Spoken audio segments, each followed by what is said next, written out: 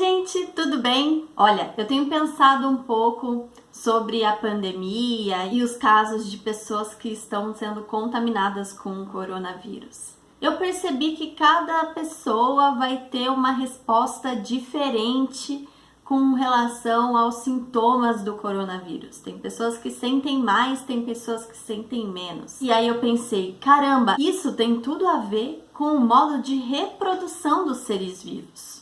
E se você quiser saber o porquê, continua assistindo esse vídeo. Então, senhoras e senhores, alunos e alunas, esse é mais um Se Liga na Ciência.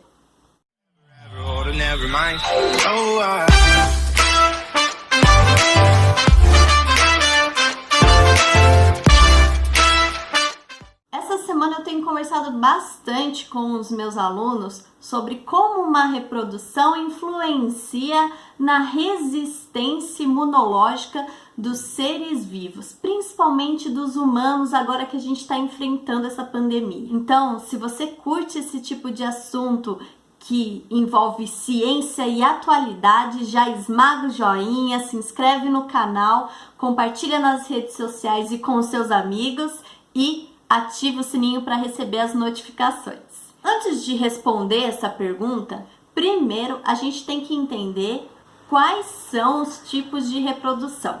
Basicamente, nós temos dois tipos de reprodução, a assexuada e a sexuada. Esses dois tipos de reprodução, apesar de terem os nomes bem parecidos, elas têm diversas diferenças. Vamos começar com a reprodução assexuada.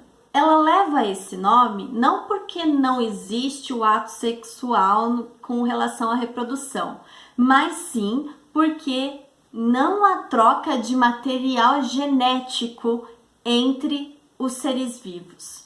Ou seja, os gametas não são fecundados e às vezes nem a produção desses gametas. Esse tipo de reprodução ela é muito rápida e tem pouco gasto energético, já que o ser vivo não vai precisar ficar produzindo muitos gametas e nem ter uma conquista da fêmea, por exemplo. Bom, essas foram características que a gente pode considerar positivas, mas essa reprodução também tem fatores negativos. E o principal é, seres vivos que nascem de reprodução assexuada não têm variabilidade genética. Quer dizer que eles são idênticos ao indivíduo que os originou. É como se fossem clones. A desvantagem de todos serem geneticamente idênticos é que se um indivíduo é suscetível a uma mudança de ambiente, todo o grupo daquela espécie também é. Claro que isso traz vantagem para nós, seres humanos. Imagina que você foi infectado por uma bactéria. E aí você foi ao médico e ele descobriu que aquela espécie de bactéria específica era vulnerável a um tipo de antibiótico. Você toma aquele antibiótico e todas as bactérias vão morrer. Porque todas são clones, todas são suscetíveis àquele remédio. Falando em bactéria, esse tipo de ser vivo faz uma reprodução assexuada chamada de divisão binária. Na divisão binária, o ser vivo ele aumenta de tamanho, duplica tudo que tem dentro dele e se divide ao meio, transformando-se de um indivíduo em dois indivíduos totalmente iguais. A divisão binária também pode receber o nome de cisparidade. Tem um outro tipo de reprodução assexuada que é bem comum nos fungos, é chamada de esporulação. Pelo nome já dá para entender mais ou menos como funciona. Formam-se esporos, esses esporos se desprendem do fungo, acham um lugar adequado para o seu desenvolvimento e formam um novo fungo. O terceiro tipo de reprodução assexuada é o brotamento. O nome também já te dá uma boa dica de como funciona. Nasce um brotinho, um mini... Uma hora depois... Um mini-min. Volta. Esse tipo de reprodução é bem comum nas esponjas do mar. Imagina uma esponja do mar toda bonita. Não tem nada a ver com Bob Esponja, tá, gente? Imagina lá a esponja do mar bem bonita. Vou colocar uma foto dela aqui. E De repente começa a nascer uma mini esponja nessa esponja toda bonitona. Essa mini esponja vai se desprender da esponja mãe, se fixar no solo e formar uma nova esponja. Ou seja, nasceu um brotinho daquele indivíduo adulto que se desprendeu e formou um novo indivíduo.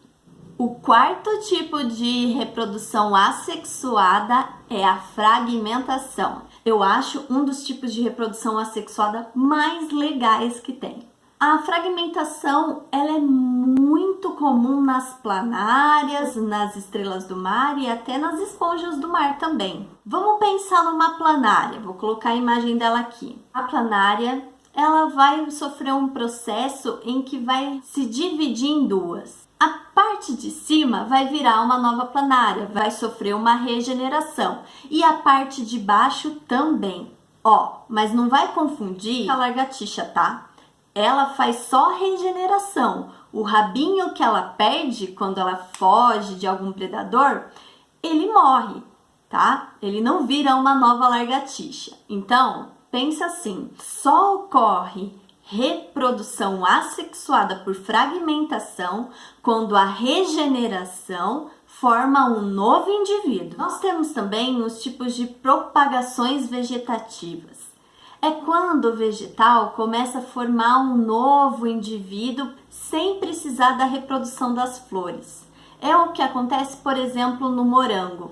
Uma parte do seu ramo encosta no chão e aonde tem uma parte que a gente chama de gema, vai formar uma série de raízes ali e forma um novo indivíduo. Olha, mas tem um tipo que ganha destaque nos vestibulares, Enem, etc. Esse tipo de reprodução assexuada é chamada de partenogênese. Essa partenogênese é muito comum em insetos como a abelha, em anfíbios, répteis e até peixes. E ela é muito simples. O ovócito feminino, que está na fêmea, começa a ser estimulado e se desenvolve em um novo ser vivo sem precisar da fecundação de um gameta masculino. Nas abelhas, por exemplo, quando ocorre partenogênese, todos os indivíduos são machos, ou seja, todos os indivíduos que nascem por partenogênese são os zangões. As abelhas fêmeas vão nascer pela fecundação dos gametas dos zangões nos gametas da rainha. E aí pode originar operárias ou novas rainhas, mas isso depende da alimentação que elas recebem. Agora, a reprodução sexuada vai ser bem diferente. Primeiro, porque vai ter troca de material genético. Ou seja, o gameta masculino vai fecundar o feminino juntando os materiais genéticos. Isso vai trazer uma variabilidade genética para a espécie. Ou seja, vai fazer com que cada indivíduo tenha uma característica particular. Nós, por exemplo, somos originados por reprodução sexuada. Por isso que tem tanta gente diferente. A parte ruim é que essa reprodução ela não é tão rápida assim e tem bastante gasto energético. Uma porque precisa produzir muitos gametas, para que as chances de fecundação também aumentem. Você ainda vai ter a conquista da fêmea. Imagina as danças que os pássaros precisam fazer para conquistar as fêmeas, as lutas que os leões e os alces enfrentam para conquistar a fêmea. A produção dos ninhos, o cuidado com a prole, a amamentação, ou seja, precisa produzir muita coisa, fazer muita coisa, gastar muita energia. E o número de indivíduos que nascem é bem menor do que nos indivíduos de reprodução assexuada. Consequentemente, nascem menos descendentes. Isso deixa a espécie mais vulnerável. Por exemplo, no elefante, nasce um indivíduo e esse indivíduo precisa ser protegido contra ataques de leões, precisa ser garantido para ele água, comida, abrigo. Ele é muito exposto a fatores que ele pode não conseguir superar. E aí, essa geração que não se desenvolveu pode trazer uma vulnerabilidade para a espécie.